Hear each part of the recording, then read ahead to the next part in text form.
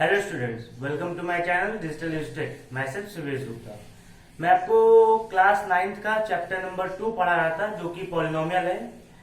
इस चैप्टर में मैं आपको इस चैप्टर का मैं पहले ही 10 वीडियोस बना चुका हूँ। This is part 11।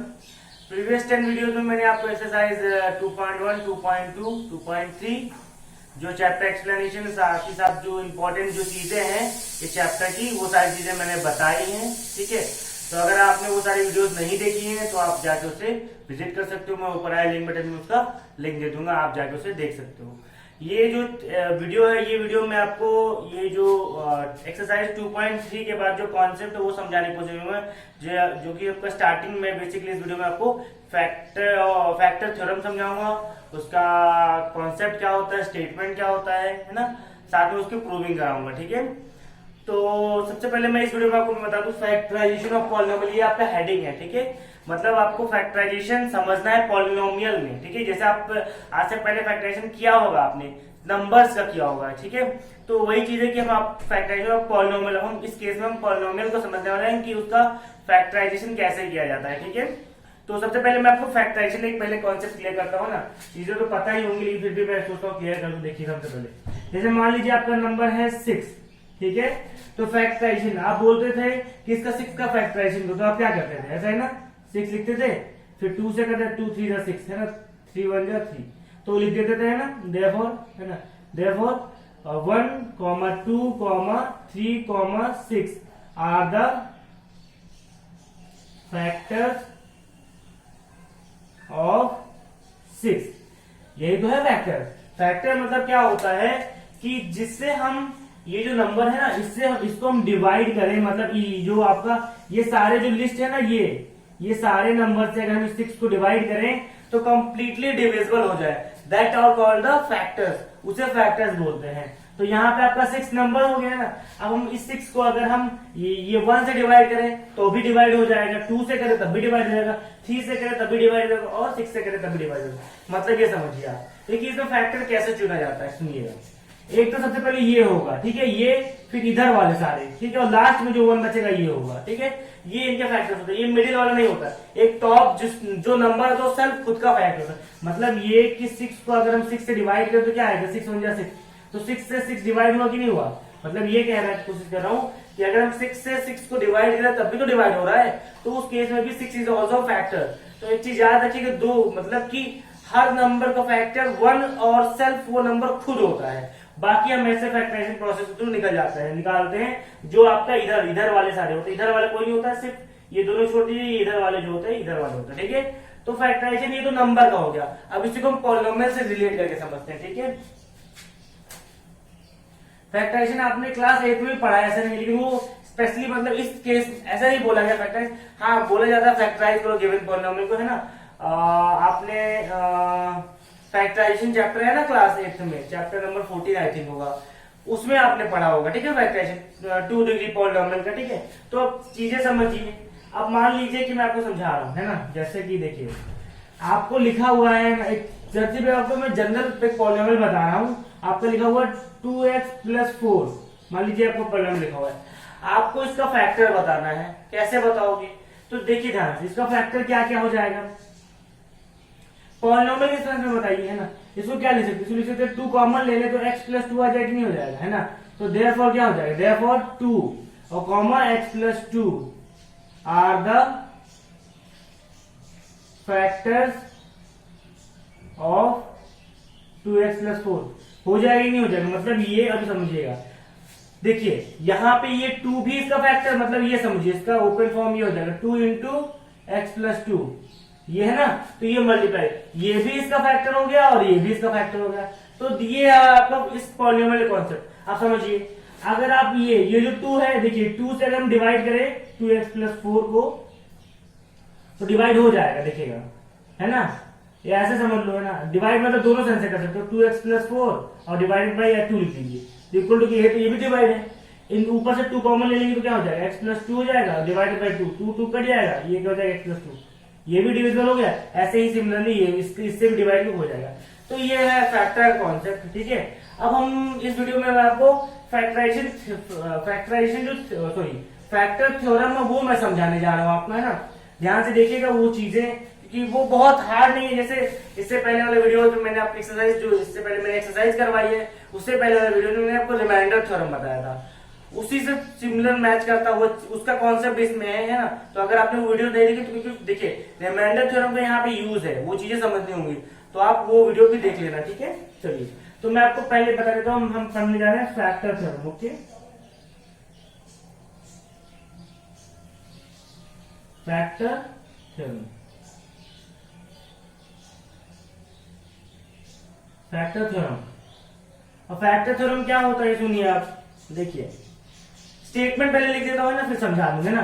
देखिए याद रखिएगा, स्टेटमेंट मतलब होता है आपका एग्जाम में दो तरीके से आता है। एक होता है स्टेटमेंट लिखना, स्टेट द फैक्टर थ्योरम, इसका मतलब है स्टेटमेंट खाली लिखो, जो कि मैं लिखने जा रहा हूँ। अगर लिखा हो state and prove the factor theorem, मतलब आपको स्टेटमेंट भी लिखना है, साथ ही साथ की प्रूविंग भी करनी है, ठीक है। ओके, चलिए, तो आपका है factor theorem statement. If px is a polynomial of degree, if small px is a polynomial of degree n greater than or equal to 1, ठीक है, and a is any real number, and small a is any real number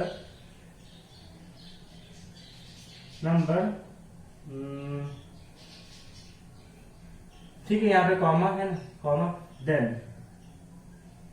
दो cases हैं, एक पहला है then x minus a is a factor of px, x is a factor of small px, ठीक है। if comma if pa is equal to 0, ठीक है, ये होगा आपका पहला, है ना। और साथ में दूसरा देखिए, दूसरा है आपका px is equal to x minus a into g x, ठीक है, for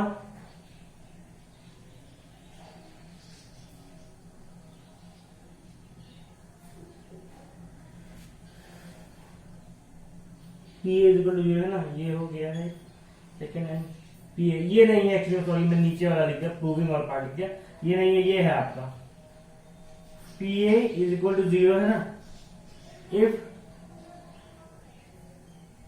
x minus a is a factor of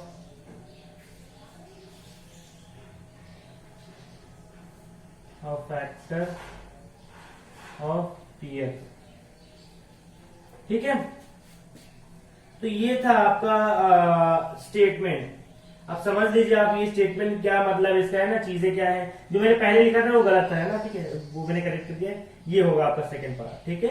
अब समझिए ये क्या कह रहे हैं, सुनिए सबसे पहले फैक्टर थ्योरम कहता है, स्टेटमेंट है इसका, कि if small px is a polynomial, आपका कोई पॉलिनोमियल स्मॉल px है, ठीक है, of degree n greater than 1 और इक्वल टू 1, मतलब एक मिनिमम एक डिग्री हो, एक से ज्यादा भी सेटिस्फाइड है, ठीक है, लेकिन एक से कम नहीं होना चाहिए, okay. And A is any real number, अब मान लीजिए ए कोई रियल नंबर, जैसे कि रिमाइंडर थ्योरम में था वैसे ही समझ लीजिए, ठीक है। देन एन मतलब यहाँ पे डिग्री का सिंबल है, ठीक है, जैसे हम लिखते हैं पॉलिनोमियल की डिग्री एन से डिनोट की जाती है, एन इज इक्वल टू लिखा जाता है ना, डिग्री इज इक्वल टू भी लिख सकते हो, एन इज इक्वल टू भी लिख सकते हो, ठीक है, ओके। तो देन पहला स्टेटमेंट बोलता है इसका कि x minus a is a factor of p x, ये बोल रहे हैं कि x माइनस ए फैक्टर होगा पी एक्स का, x minus a is a factor of p x if मतलब कंडीशन, कि अगर ये condition p a is equal to 0 हो जाए, मतलब ये कि जो पॉलिनोमियल आपका पी एक्स दिया हुआ है, मान लीजिए आपका p x is equal to 2x plus 4 होता, ऐसा मान लीजिए होता, तो पी ए मतलब वो जो पर्टिकुलर पॉइंट x की जगह पे a रख दो, तो जो सॉल्व करके आए, अगर ये आ जाए 0 इज इक्वल टू 0, मतलब सॉल्व करके 0 आ जाए, तो अगर ये कंडीशन सेटिस्फाई कर रहा है, तो ये जो पॉइंट ए है ना, जो भी पॉइंट, मान लीजिए a इज इक्वल टू 2 भी हो सकता है, a इज इक्वल टू 4 हो सकता है, a इज इक्वल टू 1 हो सकता है, कोई भी पॉइंट, तो जो ए पॉइंट होगा, अगर ये आ गया, ये हो गया, इफ मतलब this is the main condition, ये आपका कंडीशन है, ये कंडीशन अगर सेटिस्फाई करेगा तो ये ट्रू हो जाएगा, ठीक है। तो ये कंडीशन है और दिस इज द स्टेटमेंट। तो x minus a is a factor of this, है ना। तो x हो गया, ए आपका जो पॉइंट था, ए कोई रियल नंबर है, मतलब कोई भी पॉइंट हो सकता है, x माइनस ए आपका क्या होगा, फैक्टर होगा, समझ गए। मतलब ये कि अगर ये आपका 0 आ गया, अगर आपका पी 0 आया तो उस टाइम उस केस में क्या होगा आपका कि जो x2 प्लस 4 है ना, मतलब आई मीन 2a प्लस 4, इसको जब सॉल्व करो, क्योंकि a कोई पॉइंट होगा, मतलब वेरिएबल तो होगा नहीं, तो डेफिनेटली सोल्यूशन होगा। अगर वो 0 के इक्वल आ गया, मतलब यहाँ पे p अगर 0 आ गया तो आपका ये पहला वाला पार्ट फैक्टर हो जाएगा, मतलब दिस इज अ फैक्टर, ठीक है। पहले समझ लोगे। अब दूसरा समझिए, pa is equal to 0, pa is equal to 0 हो जाएगा। अब यहाँ पे दूसरा स्टेटमेंट ये है, और कंडीशन दिस, ये आपका कंडीशन है, ये आपका कंडीशन है, कंडीशन दिस है, ये आपका स्टेटमेंट है, जैसे ऊपर था। pa इज इक्वल टू 0 होगा, pa इज इक्वल टू 0 होगा तब जब if x minus a is a factor of px। अगर उस मतलब कब 0 होगा, जब आपका x माइनस ए क्या होगा, px का फैक्टर होगा। क्लियर, मतलब ये समझिए, इसी का जस्ट रिवर्स है। इसने बोला था पहले कि अगर pa अगर 0 है तो x minus a factor of px होगा, ठीक है। अब दूसरा स्टेटमेंट बोल रहे हैं कि आपका pa 0 होगा, कब होगा, जब x minus a factor of px होगा, ठीक है। मतलब ये इसी का कन्वर्स है, अपोजिट समझ सकते हो कि अगर ये है, ये ऐसे फॉर एग्जांपल, जैसे किसी आप जिस रास्ते से घर से स्कूल जाते हो तो उसी रास्ते से स्कूल से घर भी तो आ सकते हो, तो that is the two way, है ना। तो वैसे ही ये कंडीशन तो ये स्टेटमेंट और ये कंडीशन तो वो स्टेटमेंट, ठीक है। अब इसकी प्रूविंग की बात कर लेते हैं, ठीक है। स्टेटमेंट आपको आया वो क्लियर हो गया है ना, मैं सब इरेज कर दे रहा हूं, है ना। प्रूविंग आपको दिखाना बहुत इजी प्रूविंग है। प्रूविंग मतलब सिर्फ आपका एक जनरल कॉन्सेप्ट है, लेकिन ये है कि प्रूविंग में आपको सिर्फ इसलिए समझा रहा हूं ताकि आपके आगे आने वाली क्लास में ये सब चीजें होंगी तो अभी से आप चीज को क्लियर करते चलो, ठीक है। तो प्रूविंग देख लीजिए, प्रूफ, ठीक है। प्रूफ क्या बोल रहे हैं, सबसे पहले याद रखिए, आपको रिमाइंडर थ्योरम में मैंने कुछ समझाया था, है ना। क्या समझाया था, देखिए, प्रूफ में by remainder theorem, by remainder theorem मैंने आपको समझाया था कि small P x is equal to X minus A, है ना। रिमाइंडर थ्योरम का स्टेटमेंट है ये, ठीक है, इंटू क्यू एक्स प्लस आपका होता है आर, है ना। आर आया था, ये हमने स्टार्टिंग में स्टार्टिंग में आर एक्स लेके चले थे, लेकिन मैंने आपको बताया था लास्ट में ना, मैंने आपको बताया था पीए, जो लास्ट उसका जो प्रूविंग करा रहा था, तो पीए इज इक्वल टू तो स्मॉल आर आया था, तो मैंने बोला था कि इस आर एक्स पे क्या हो जाएगा, पीए लिखा जाएगा। समझो मैं क्या कह रहा हूँ ध्यान से। देखिए ये स्टेटमेंट तो सब समझ गए, यहाँ पे इसकी जगह पर आर एक्स इनिशिएट करके हमने लिया था, आर एक्स की वो आपका रिमाइंडर था, लेकिन हमने लास्ट में क्या दिखा दिया था कि जो आपका आर होगा यानी रिमाइंडर, कांस्टेंट रिमाइंडर होगा, वो पीए के इक्वल होगा। तो हम जब आर इज इक्वल आपका पीए है, तो क्या हम आर की जगह पे आपका पीए नहीं लिख सकते हैं, तो वही हमने किया, क्योंकि अभी इसका यूज है। तो समझ लीजिए फाइनल स्टेटमेंट रिमाइंडर थ्योरम का ये हो जाएगा, क्योंकि प्रूविंग के बाद जो चेंजेस होने हैं वो कुछ ऐसे होने हैं, ठीक है।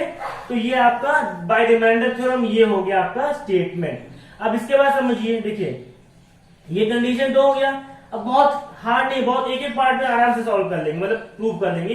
रिमाइंडर थ्योरम से आपका स्टेटमेंट होगा, ठीक है। पहली प्रूविंग देखिएगा, मतलब पहला जो स्टेटमेंट था उसकी प्रूविंग, ठीक है। पहला है आपका if p a is equal to 0, अगर आपका पीए इज इक्वल टू 0 है ना, देन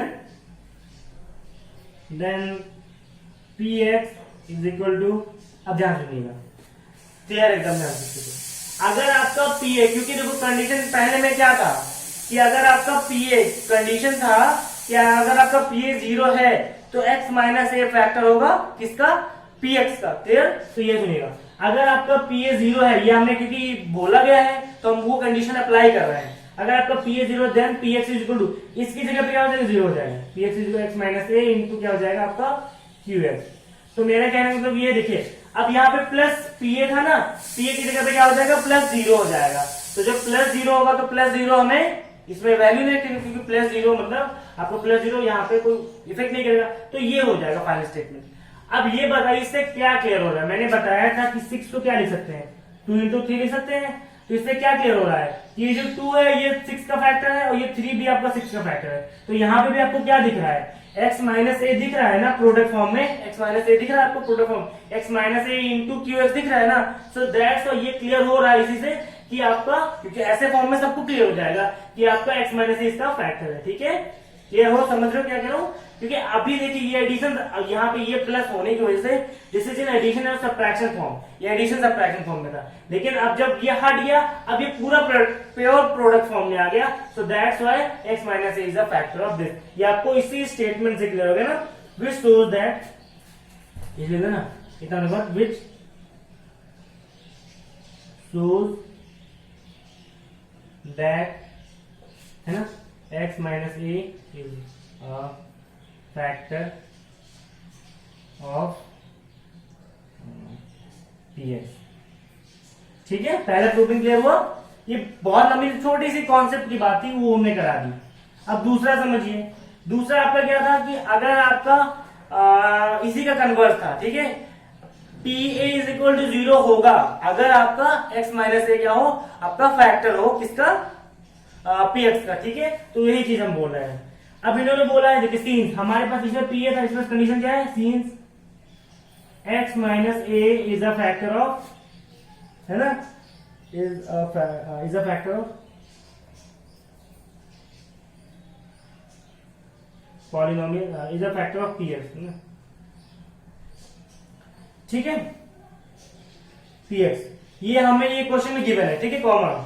उसके बाद ठीक है, अब सुनिए ध्यान से, क्योंकि हमने बोला, हमने ये कहा कि आपका x माइनस ए क्या है, आपका फैक्टर है px का, है ना।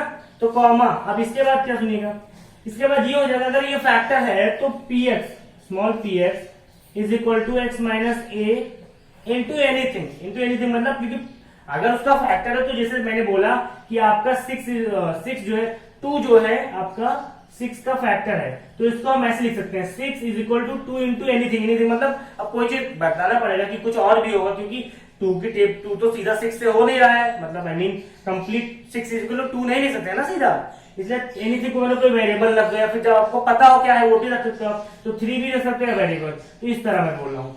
तो अगर ये फैक्टर है तो क्या हो जाएगा आपका x माइनस ए इंटू, अब देखिए ध्यान से, इंटू दूसरा कोई पॉलिनोमियल। अब दूसरा पॉलिनोमियल हमें पता नहीं है कौन सा होगा, x माइनस ए की ही बात करेगी, हमने बोला है क्वेश्चन में कि x माइनस ए आपका फैक्टर है, तो उसके इसमें एक तो पता चल गया, लेकिन दूसरा नहीं पता है कौन सा होगा। तो दूसरा आप कुछ भी मान लो, आप qx मान लो, एनीथिंग मान लो, ठीक है, कुछ भी मान सकते, कोई ये कोई पॉलिनोमियल है, ठीक है। तो ये हमने बोला, क्योंकि मैंने बताया सीधा 6 को हम 2 नहीं लिख सकते हैं, हमें कुछ और लिखना पड़ेगा, मल्टीप्लाई कोई वेरिएबल या, तो उसी तरह ये जब पॉलिनोमियल, तो मैंने एक दूसरा पॉलिनोमियल मान लिया, तो उसी ये हो गया px is equal to x minus a into qx। ठीक है, तो ये क्लियर हो गया है ना। अब इसके बाद सुनिएगा, qx मानो gx, क्योंकि बुक इसमें gx माना हुआ, कोई प्रॉब्लम नहीं है, for some polynomial of gx, है ना, for some polynomial of qx लिखना है, हमें अपन qx लिखेंगे, ठीक है, सम पॉलिनोमियल